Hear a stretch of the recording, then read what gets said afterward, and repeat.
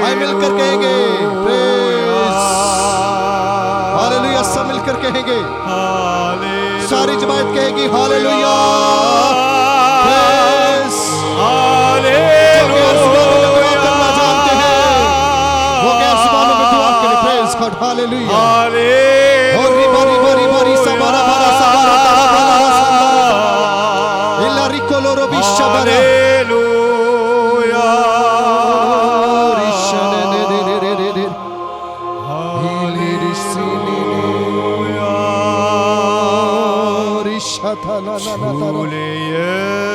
छूले यीशु, praise, hallelujah. छूले यीशु,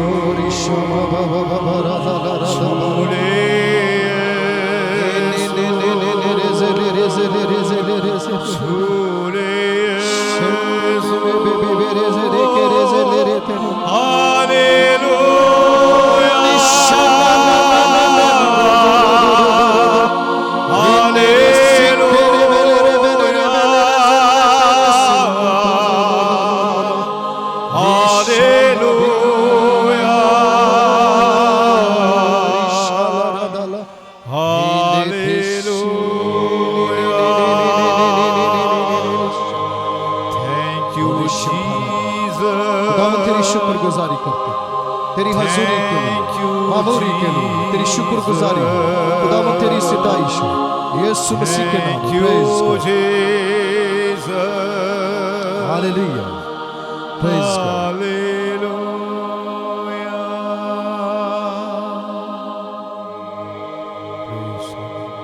praise. आए सब दुआ करें, आए सब दुआ करें खुदा की हुजूरी, आए सब दुआ करें खुदा की हुजूरी। दुआ करने का वक्त है, आए दुआ करें खुदा की हुजूरी, हालेलुया। आए मांग ले, वो यहाँ पर मौजूद है, जो चाहते हैं ले ले उससे, हालेलुया। आए वक्त जाया ना करें, अपने खुदा को देखें, प्रेज प्रेज, हालेलुया। चाहे चाहे खुदा से मांगे, आए दुआ करेंगे, प्रेज गॉड, प्रेज गॉड। खुदा के कलाम के लिए, खुदा के खादिम के लिए दुआ करेंगे, प्रेज गॉड। खुदावंद तेरी शुक्रगुजारी है यीशु मसीह के नाम में। रब अल फाज इन तमाम लम्हात के लिए खुदा बाप तेरी शुक्रगुजारी कर, आज के कलाम के लिए शुक्रगुजार है, तेरे बंदा के लिए शुक्रगुजार है जिसको तूने अपनी हिकमत और दनाई से मामूर किया। आज तेरी सच्चाइयां जब हमारी जिंदगी में बयान करे तो एक एक सच्चाई हमारी जिंदगी के लिए रहाई, आजादी, बहाली, फतह और तेरे जलाल का सबब हो, और वो जलाल हमारी जिंदगियों से तेरे पाक नाम की गवाहियां बनकर जाहिर हो, यीशु मसीह के नाम में, आमीन। Hallelujah, hallelujah, praise God. आइए खुदा के खादिम को वेलकम करेंगे खड़े खड़े, मैं आपकी भरपूर तालियों में खुदा के खादिम पास्टर शकील साहब। आमीन। मसीह यीशु के जिंदा जलाली और बबरकत नाम में उस कादिर मुतल्लिक़ खुदा सुलह और सलामती के शहजादे की सलामती आज शाम आप सबके साथ हो, आमीन। हम खुदा की शुक्रगुजारी करते हैं इस बात के लिए कि खुदा ने आज शाम फिर हमें अपने हुजूर बुला लिया ताकि उसकी अमीक यूनिक बातों को हम सीख सकें, सुन सकें और समझ सकें, आमीन। मेरे अजीजों, आज इस रुए जमीन पर रहते हुए हर शख्स ये चाहता है कि उसकी जिंदगी में मौजज़ा हो, आमीन। और आप सब इसलिए खुदा के पास आए हैं कि आपको मौजज़ा चाहिए। अजीजों, हमारी आज की शाम जो हमने मखसूस की है वो मौजज़ा ही के लिए है। यानी बुध की शाम हम खुदावंद अपने खुदा के हुजूर आते हैं ताकि दुआओं के जरिया से, कलाम के जरिया से हम मौजज़ा हासिल करें।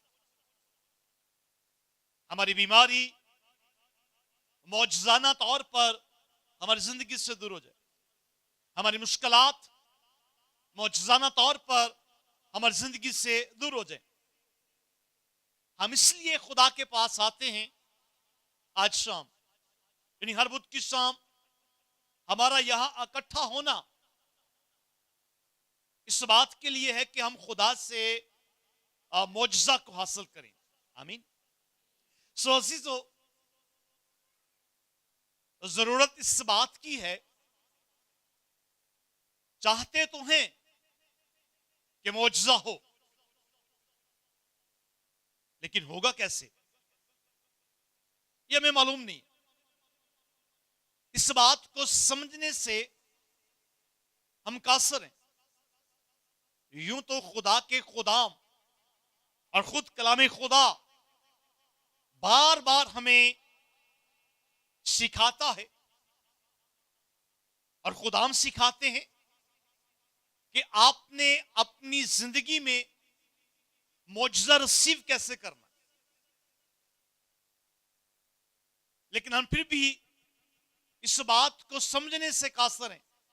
हम समझ ही नहीं पा रहे कि आखिर वजह क्या है, हम अपनी जिंदगी में मौजज़ा क्यों नहीं ले रहे, शिफा से क्यों दूर हैं, बरकत से हम क्यों दूर हैं, बख्शिश से हम क्यों दूर हैं। उसकी वजह है आज कलाम खुदा की रोशनी में हम अपनी अपनी जिंदगी में वजह ढूंढेंगे कि वजह है क्या। अजीजों, हमें जरूरत है इस बात की कि हम ढूंढें अपनी जिंदगी में कि वजह क्या है, आखिर मेरी जिंदगी में मौजज़ा क्यों नहीं हो रहा, आखिर वजह क्या है, कहां प्रॉब्लम है कि मैं मुद्दतों से दुआ करवा रहा हूं और दुआ कर भी रहा हूं। मैं खुदा के हजूर हर बुध, हर इतवार मैं खुदा के हजूर आता हूं, लेकिन मेरी जिंदगी में मौजज़ा क्यों नहीं हो रहा। मैं खुदा की बख्शिश से क्यों दूर हूं, मैं उसकी कुदरत से क्यों आसूदा नहीं हो रहा।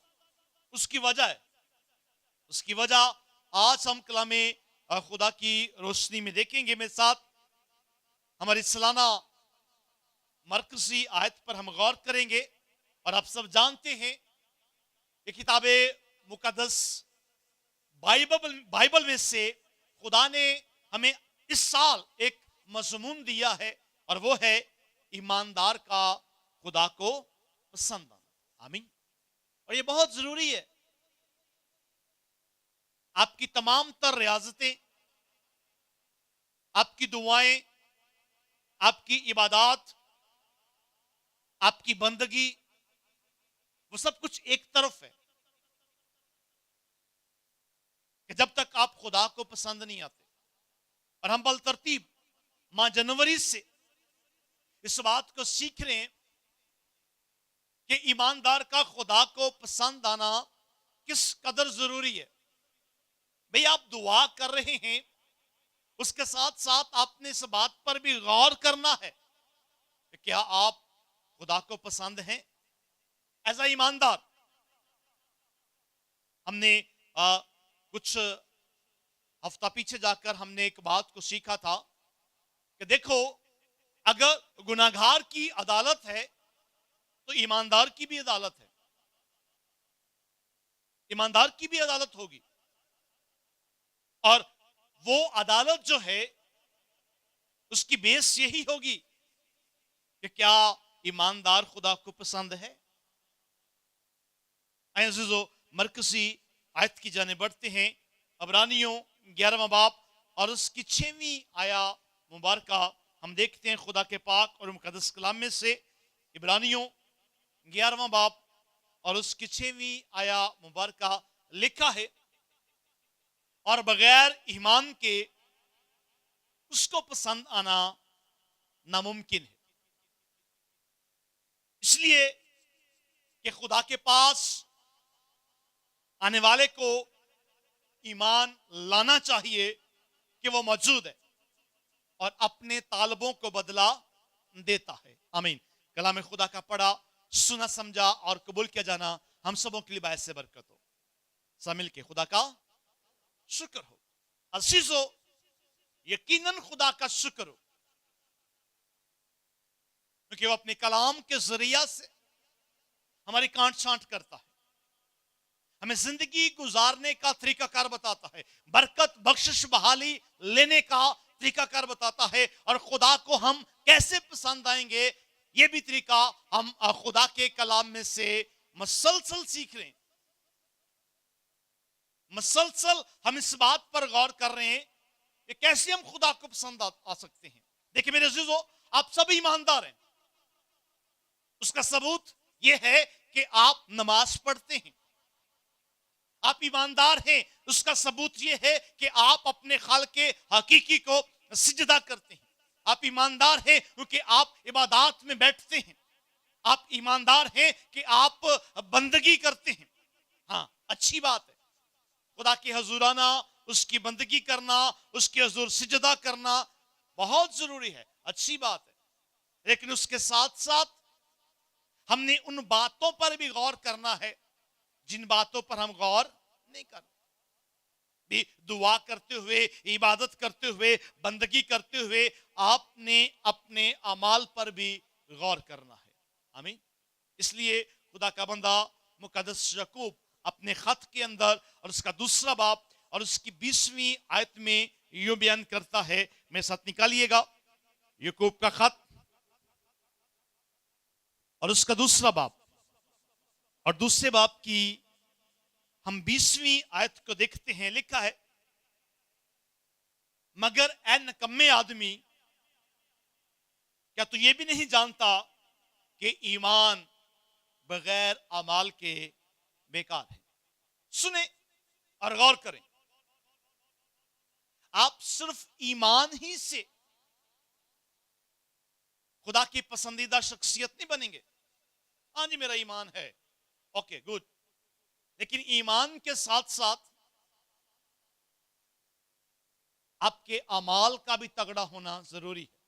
हमारी मरकजी आयत का जो अगला हिस्सा है, मेरे साथ देखें जरा, मैं आपका ध्यान करवाना चाहता हूं इस बात की तरफ कि मरकजी आयत का अगला हिस्सा जो है, पहला हिस्सा तो है कि और बगैर ईमान के उसको पसंद आना, उस मीन्स के खुदा को, रब को पसंद आना नामुमकिन है। पहली बात तो ये है, ये पहली बात शुरू यहां से होती है कि आप बगैर ईमान के उसको पसंद ही नहीं आ सकते। और ईमान हो कैसा, अगला हिस्सा, आयत का अगला हिस्सा हमें बता रहा है कि ईमान कैसा हो। सुने, लिखा है कि खुदा के पास आने वाले को, मतलब जो भी खुदा के हुजूर झुकता है, नमाज पढ़ते हुए, इबादत करते हुए, जो भी सिजदा करता है, जो खुदा के पास आता है, उसका ये ईमान हो कि खुदा मौजूद है। आमीन। जो भी खुदा के हुजूर झुकता है, सिजदा करता है, वो इस बात से वाकिफ हो, इस बात को जानता हो और इसके ईमान का ये हिस्सा हो कि खुदा मौजूद है। और फिर अगली बात कि वो अपने तालबों को, यानी जितने भी जरूरतमंद, गर्जमंद, उसके तालिब, उसके तमन्ना रखने वाले जितने भी उसके पास आते हैं, वो उनको बदला देता है, यानी उनकी हर गरज को पूरा करता है, उनकी हर एक जरूरत को पूरा करता है। ये ईमानदार का ईमान होना चाहिए। आमीन। सिर्फ ईमान ही से बात नहीं बनेगी। अब ये दोनों बातें अमल में आती हैं, प्रैक्टिकल हैं, कि अगर आपका ईमान सिर्फ यही है कि मैं नमाज पढ़ रहा हूं, इबादत कर रहा हूं, बंदगी कर रहा हूं, तो फिर मेरा रब इन बातों से खुश है, नहीं नहीं नहीं। इसके साथ साथ आपके अमाल पर भी आपके खुदा की निगाह है। आप करते क्या हो? नमाज पढ़ते हुए, इबादत करते हुए, बंदगी करते हुए, रोजा रखते हुए आपका रवैया कैसा है? जरा गौर कीजिएगा। आपकी सोच कैसी है? जरा गौर कीजिएगा। खुदा इन सारी बातों पर निगाह किए हुए है। सिर्फ 2 घंटे इबादत में बैठ लेने से आप खुदा को पसंद नहीं आएंगे। नहीं, उसके साथ साथ आपको अपने अमाल पर निगाह करने की जरूरत है, गौर फिक्र करने की जरूरत है कि आपका ईमान कैसा है, अमल वाला है या अमल के बिना है। आप इस बात से कोसों दूर हैं कि ठीक है, इबादत भी कर रहे हैं, बंदगी भी कर रहे हैं, दुआ भी कर रहे हैं, नमाज भी पढ़ रहे हैं, सब कुछ कर रहे हैं, लेकिन उसके साथ साथ हर वो बुरा काम जो खुदा को पसंद नहीं है वो भी हम कर रहे हैं। तो फिर ऐसा ईमानदार खुदा को पसंद नहीं है, ऐसी इबादतें करने वाला खुदा को पसंद नहीं है। और यही खुदा का बंदा मुकद्दस याकूब कहता है कि जरा गौर कर, और साथ बड़ा खूबसूरत लफ्ज मेरे लिए और आपके लिए इस्तेमाल कर रहा है, ए नकम्मे आदमी, क्या तू इस बात से वाकिफ नहीं है कि तेरी सिर्फ इबादत जो है वो खुदा को, सिर्फ इबादत से तो खुदा को पसंद नहीं आ सकता, सिर्फ नेकी के काम करने से तो खुदा को पसंद नहीं आ सकता। हाँ, कुछ लोगों का ये ईमान है, कुछ लोगों की ये बातें हैं कि मैं बड़ा हदिया गुजरानूंगा तो मैं खुदा को पसंद आ जाऊंगा। नहीं, ऐसा नहीं है। मैं नेकी के बड़े बड़े काम करूंगा तो खुदा को पसंद आ जाऊंगा, ऐसा भी नहीं है। किताब मुकद्दस बाइबल के मुताबिक और इसकी रोशनी में मैं और आप मिलकर सीख रहे हैं कि एक जो ईमानदार है वो किस तरह खुदा को पसंद आ सकता है। अमल से भी आपके ईमान के साथ साथ आपका अमल भी तगड़ा होना चाहिए, क्योंकि ईमानदार का हिसाब होगा। और हिसाब में किन चीजों को डिस्कस किया जाएगा? अमल क्या है। और हम अक्सर इस बात को मैं कोट करता हूं, आपके लिए इस बात को बयान करता हूं कि रोज़े महशर, वो मालिक कायनात, वो खालिक कायनात ईमानदारों से ये बात करेगा कि मैं भूखा था, तूने मुझे रोटी खिलाई, मैं प्यासा था, तूने मुझे पानी पिलाया, मैं नंगा था, तूने मुझे कपड़ा पहनाया। सुने, गौर करें जरा। तो ईमानदार उस दिन कहेंगे कि खुदावंद कब तू हमारे पास आया और कब हमने तुझे रोटी खिलाई? और वो मालिक कहेगा कि जब तुमने किसी छोटे के साथ ऐसा किया तो इसका मतलब तूने मेरे साथ ऐसा किया। आमीन। अमाल की बात हो रही है, रवैये की बात हो रही है, सोच की बात हो रही है, आपके ख्यालात की बात हो रही है। अजीजो, खुदा में रहते हुए आपको एक नया मखलूक बनने की जरूरत है। वो काम हमने नहीं करना जो दुनिया वाले करते हैं। इस जहां के हम शक्ल ना बनो, बल्कि अकल नहीं हो जाने से अपनी सूरत बदलते जाओ। और अब अकल नहीं कैसे होती है? किताब मुकद्दस की रोशनी में जब हम इन चीजों को बारीकी से देखते हैं, जब इन चीजों पर ध्यान करते हैं, जब खुदा हमारा ध्यान इस बात की तरफ लाता है कि भाई जरा देखो कि तुम्हारा ईमान कैसा है, क्या तू इस बात पर यकीन रखता है कि तू खुदा के हुजूर आया है और खुदा मौजूद है? होना चाहिए ना, फिर ही मौजज़ा होगा। भी देखें, अगर आपका ध्यान और आपका तवक्कुल और आपका भरोसा इस बात पर नहीं है कि खुदा अपने तालबों को बदला देता है, तो फिर दुआएं, इबादतें, बंदगी करना एक साइड पर है, उसका कोई अजर नहीं मिलेगा। अजर लेने के लिए जरूरी है कि आपका अमल तगड़ा हो। अमल कैसा हो? कि हर उस बात पर यकीन करें जो खुदा के कलाम के मुताबिक है। आमीन। जो खुदा ने कहा, जो यहां लिखा गया, जो दर्ज है, अगर आप इस बात पर यकीन, भरोसा और तवक्कुल करोगे तो फिर आप मौजज़ा हासिल करोगे। आमीन। फिर आपकी जिंदगी में बहाली होगी, क्योंकि आपने यकीन कर लिया। तो एक पंजाबी का मुहावरा बड़ा खूबसूरत यहां फिट होता है कि पीर का अमल के यकीन का अमल। देखिए मेरे अजीजों, ये बात आपको सिखाने के लिए कि इसका बाइबल के साथ कोई ताल्लुक नहीं है, ये दुनियावी मुहावरा है, बाइबल के साथ इसका ताल्लुक नहीं है। लेकिन याद रखिएगा कि जिसका यकीन तगड़ा होता है मौजज़ा वही लेता है। आमीन। इसलिए तो खुदा का बंदा मुकद्दस याकूब कहता है कि इस बात पर जरा गौर करें, यकीन भी जो है वो अमल में आता है, अमाल में आता है। अमल की बात हो रही है, अमाल की बात हो रही है, आपकी सोच की बात हो रही है, आपके ख्यालात की बात हो रही है। जरा गौर करें इस बात पर,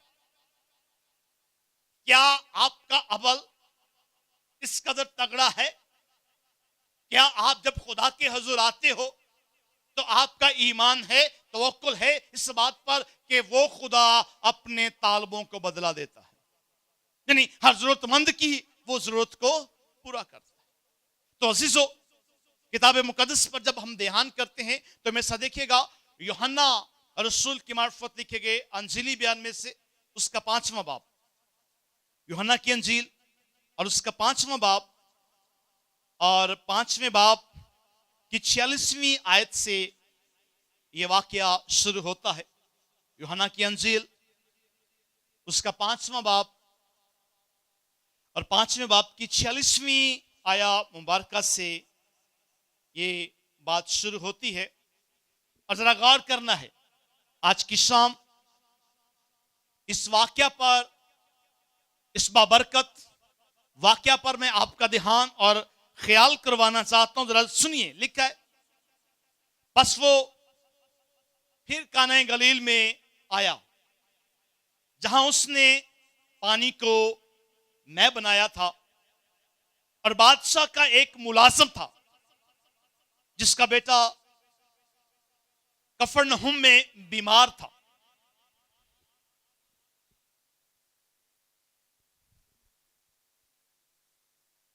जिसका बेटा कफरनहुम में बीमार था, वो ये सुनकर के यीशु यहूदिया से गलील में आ गया है, उसके पास गया और उससे दरख्वास्त करने लगा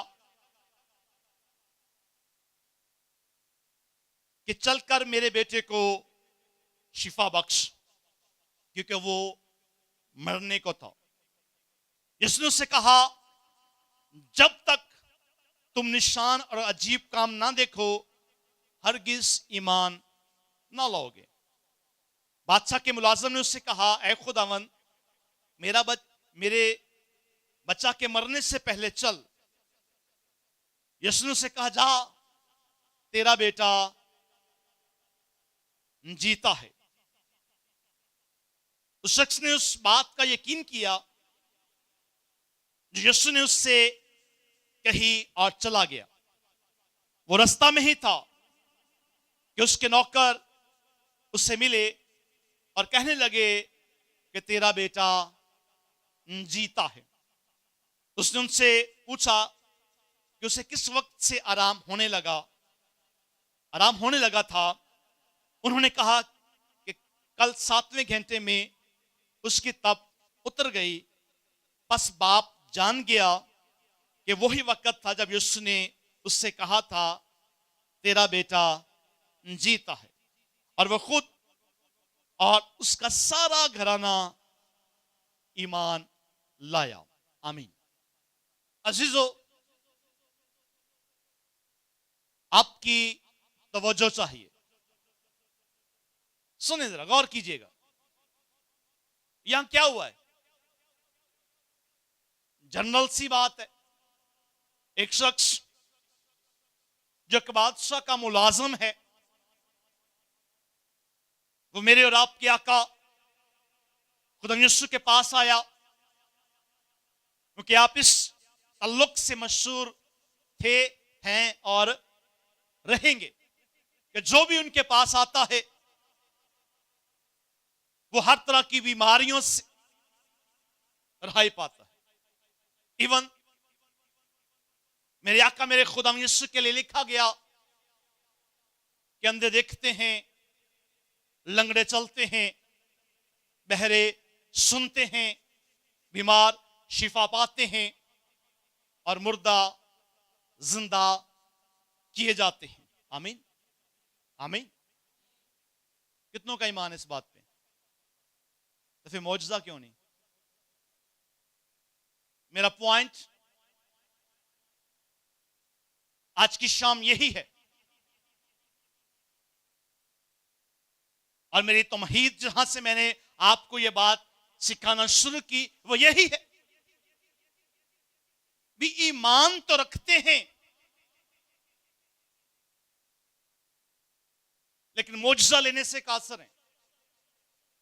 अब यहां कुछ बारीकी की बातें मैं आपके सामने रखूंगा, जरा गौर कीजिएगा कि इस बादशाह के मुलाजम ने अपने बेटे की शिफा मौजज़ाना तौर पर यीशु से कैसे ली। वो गुजारिश करता है, ऐ मेरे मालिक मेरे साथ चल। गौर कीजिएगा क्या कह रहा है, मेरे साथ चल, क्योंकि मेरा बेटा जो है वो मरने के करीब है। अब ये गुजारिश कर रहा है और खुदा यीशु उससे एक बात करते हैं कि तुम लोग तब तक यकीन नहीं करोगे, ईमान नहीं लाओगे, जब तक अजीब काम ना देखो। ऐसे है जी। अब जरा गौर कीजिएगा, ध्यान कीजिएगा कि खुदा यीशु ने कहा कि जा तेरा बेटा मेरे साथ रहेगा। ऐसे नहीं, एंड समझ ही नहीं आनी। आप कैसे समझ नहीं आएगी? अपने बच्चों को जरा गोद में कर लें, जरा समझने की कोशिश करें। वो शख्स खुदा यीशु के पास आया क्योंकि उसने सुन लिया कि खुदा यीशु गलील में है, उसी शहर में है।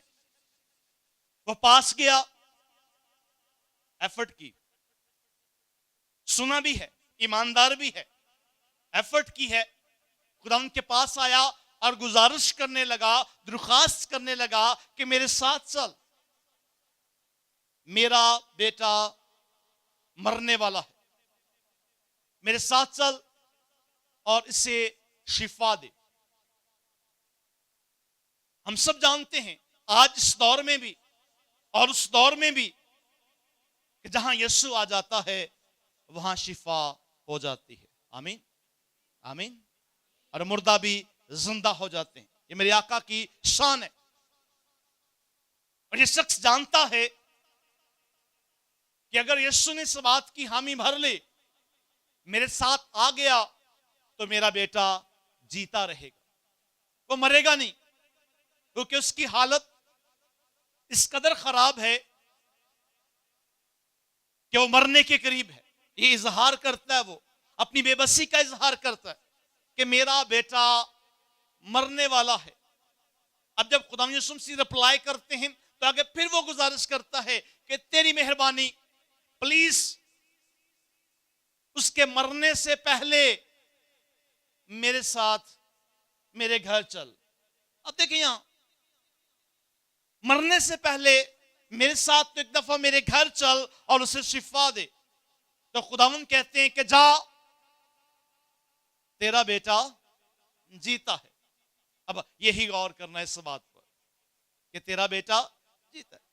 मेरे आका ने कह दिया और आपका कहा हुआ टल नहीं सकता, क्योंकि आप ही के तल्लुक से लिखा है कि जमीन और आसमान टल जाएंगी, लेकिन मेरे आका मेरे खुदा यीशु मसीह की जुबान मुबारक से निकले हुए अल्फाज वो नहीं टलेंगे। जब आपने फरमा दिया, जब आपने कह दिया कि जा तेरा बेटा जीता, यहां रवैया बड़ा मानी रखता है। एक ईमानदार का रवैया, एक ईमानदार की सोच, एक ईमानदार के ख्याल यहां बड़े मानी रखते हैं कि जब आप खुदा के पास आते हो तो यकीन करें कि खुदा मौजूद है, पहली बात। और दूसरी बात कि वो अपने तालबों को बदला देता है। अब डावाडोल खुदा के पास ना आया करें। आप कभी भी दो दिले होकर नमाज ना पढ़ा करें। आप कभी भी दो दिले होकर सिजदा ना किया करें, क्योंकि ऐसी इबादतों का, ऐसी नमाजों का और ऐसे सजदों का अजर नहीं है। अब इस शख्स से कहा गया कि जा तेरा बेटा जीता है, तो क्या उसने आगे बहस की? नहीं। या उसने जिद की कि नहीं कि तू मेरे साथ चल, लाजमी चल, जरूरी है? नहीं नहीं। हुआ क्या आगे देखते हैं। लिखा है यीशु से कहा कि जा तेरा बेटा जीता है।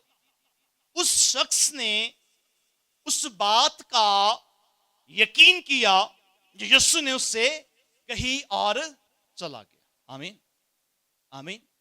खुदा कैसे ईमानदार पसंद है। खुदा ऐसे ईमानदार पर निगाह करता है जो बात का यकीन करते हैं। आज से 2000 साल पहले मेरे आका मेरे खुदा यीशु मसीह ने मुझे और आपसे कहा कि घबराना नहीं, देख दुनिया के आखिर तक मैं हमेशा तुम्हारे। लेकिन हमें यकीन है, ये बातें मैं आपके सामने रखना चाहता हूं। नहीं, यकीन नहीं है हमें। छोटी सी मुसीबत, छोटी सी परेशानी, छोटा सा दुख, छोटी सी प्रॉब्लम हमें हिला के रख देती है। दुनियावी तौर पर हमें यकीन ही नहीं है कि यीशु हमारे साथ है। अगर यकीन होता तो हम मौजज़ा लेते। आमीन आमीन। ऊंची आवाज में आमीन। अगर हमें यकीन होता कि यीशु हमारे साथ है, उनके कहे हुए अल्फाज ये हैं कि देख दुनिया के आखिर तक मैं हमेशा तुम्हारे साथ हूं, तो अगर हमें यकीन है तो हम मौजज़ा लेते। इस भाई की इस यकीन पर मौजज़ा हुआ और फिर उसने तस्दीक की, और तस्दीक के तौर पर यह बात यहां लिखी गई। उसने पूछा अपने मुलाजिमों से, जब वो घर जा रहा था तो रास्ता में उसके मुलाजिम उससे मिले और कहने लगे कि तेरा बेटा अब तंदुरुस्त है, सलामत है, वो मरा नहीं है, वो जीता है। तो उसने तस्दीक की कि कब और किस वक्त ऐसा हुआ, और बताया गया। मुलाजिमों ने कहा कि दिन के इस वक्त तो उसे याद आया, यही वो वक्त था जब यीशु ने कहा कि जा तेरा बेटा जीत। आमीन। गौर कीजिएगा। आमीन। सो मैं आज की शाम आप सबका ध्यान इस तरफ करवाना चाहता हूं कि आपकी जिंदगी में मौजज़ा क्यों नहीं होता। आप खुदा के हजूर तो हैं, लेकिन इस बात को समझने से बेहद दूर हैं कि आका का कहा हुआ लफ्ज हरफे आखिर है। और अजीजो, मौजज़ा लेने के लिए आपको खुद अपने आप को तमीर करना पड़ेगा, अपनी सोच को बदलना पड़ेगा, अपने ख्याल को बदलना पड़ेगा, फिर आप अपनी जिंदगी में मौजज़ा लोगे। आमीन। सो अजीजो, यहां ये शख्स ईमानदार होते हुए मुझे और आपको सिखाता है कि जब कहा जाए ना कि अच्छा होगा, तो फिर ईमान रखें, तवक्कल रखें, आपकी जिंदगी में अच्छा जरूर होगा। आमीन आमीन। इसलिए मेरे अजीजों, किताब मुकद्दस बाइबल के मुताबिक खुदा को ऐसा ईमानदार पसंद है जो अमल के साथ उसके पास है, जिसकी सोच, जिसके ख्याल इस बात पर मबनी हो कि हम खुदा के पास आए हैं तो खाली झोली नहीं जाएंगे। आमीन। आप कोशिश करें कि अपनी सोचों को मुतजलजल होने से बचाएं। शैतान कहेगा कि नहीं नहीं नहीं नहीं, इबादत करना भी कुछ नहीं बनना, उसकी बात पर गौर ना करें। कोशिश करें कि आप इस भाई की तरह इस कदर तगड़ा ईमान रखें कि जो कह दिया वो हो जाएगा। आमीन। आपका ईमान, तवक्कुल, भरोसा इस बात पर हो कि आप खुदा के पास आए हो तो खुदा मौजूद है। आमीन। आप खुदा के हजूर आए हो तो वो अपने तालबों को बदला देता है। मौजज़ा आपकी जिंदगी में इस तरह होगा। आमीन। इसलिए मेरे अजीजों, हर बुध की शाम आप कोशिश करें कि खुद भी आए और दूसरों को भी खुदा की हजूर लाएं, ताकि वो अपनी जिंदगी में मौजज़ा खुदा के कलाम को सुनकर अपनी जिंदगी में मौजज़ा हासिल करें। ईमानदार का खुदा को पसंद आना, और कैसा ईमानदार खुदा को पसंद है, जो अपने ईमान के साथ साथ अपने अमल पर भी गौर करता है, अपनी बातों पर भी गौर करता है, अपने रवैये पर भी गौर करता है। इसलिए खुदा का बंदा मुकद्दस याकूब जो है, वो हमारा ध्यान इस बात की तरफ करवाता है कि निकम्मे आदमी, क्या तू इस बात से वाकिफ नहीं है, या इस बात को नहीं जानता कि ईमान बगैर अमल के मुर्दा है, बेकार है, उसकी कोई हैसियत नहीं। सो अजीजों, कोशिश किया करें कि आप अपने ईमान के साथ साथ अपने अमल को तगड़ा रखें, ताकि खुदा आप पर मेहरबान हो। सो मेरे अजीजों, हासिल कलाम की जानिब आते हैं। मेरे साथ देखिएगा याकूब का खत,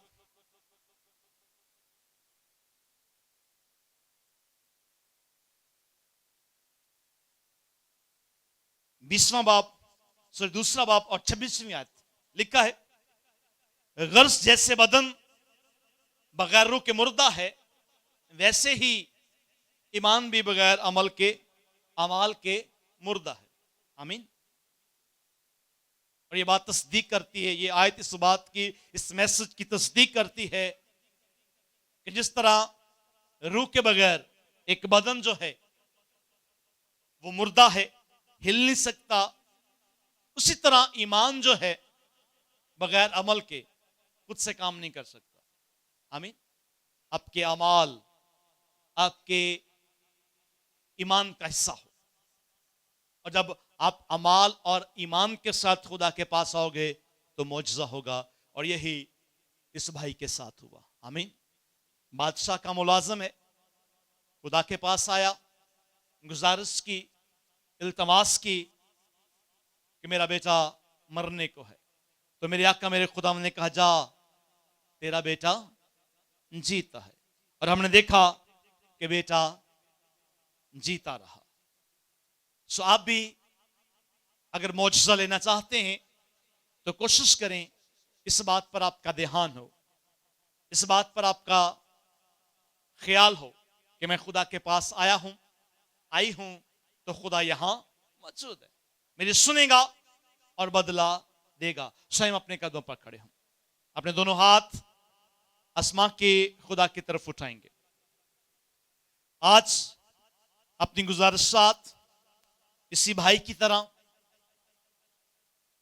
पेश करेंगे। भाई ने कहा, मेरा बेटा मरने के करीब है, और यीशु ने कहा, जा तेरा बेटा, मेरे साथ रहे, तेरा बेटा जीता है। सो आज की शाम अपने ईमान के साथ साथ अपने तवक्कुल और भरोसा को भी काम करने दें।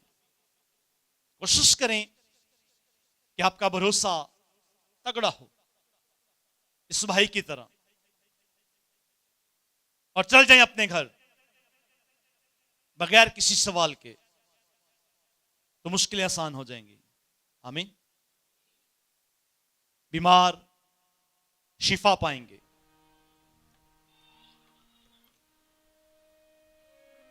आए दोनों हाथ आसमां के खुदा की तरफ उठाएं, और कुछ लम्हे हम गुजारिशात में गुजारेंगे। अपने लिए, अपने खानदान के लिए, अपने घराने के लिए आप दुआ करें। आज शाम दुआ की शाम, उठाइएगा हाथ और दुआ करते जाएं। छू गया है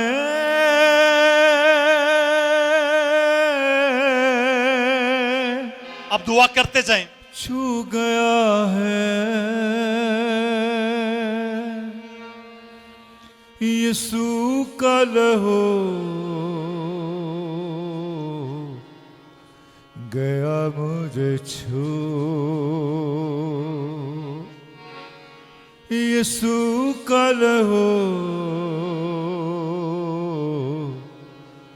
गया मुझे छू। रूहे खुदा का प्यार मिला है, यीशु का लहू मुझे छू गया है, छू गया है, छू गया है। यीशु का लहू गया मुझे छू, लहू यीशु का रहमतों वाला, लहू यीशु का कुव्वतों वाला, लहू यीशु का रहमतों वाला, लहू यीशु का कुव्वतों वाला। गिरते को लहू ने संभाला, तारीकियों किया है उजाला, ऐसा है लहू यीशु का लहू। सारी बरकतें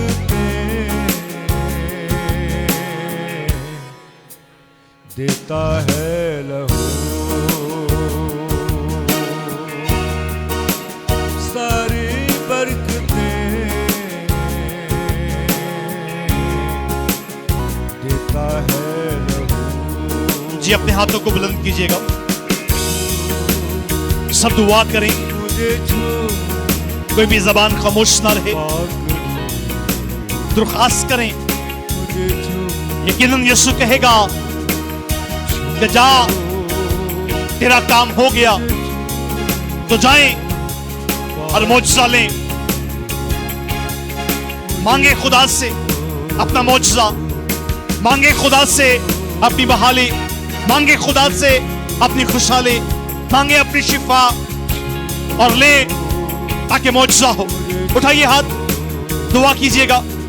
आपकी जिंदगी में मौजज़ा होने को है, आपकी जिंदगी में बहाली आने को है, आपकी जिंदगी में खुशहाली आने को है। आए हाथों को बुलंद करें और अपने खुदा से कहें कि खुदा मेरी सुन। सब दुआ करते हुए, सब दुआ करते हुए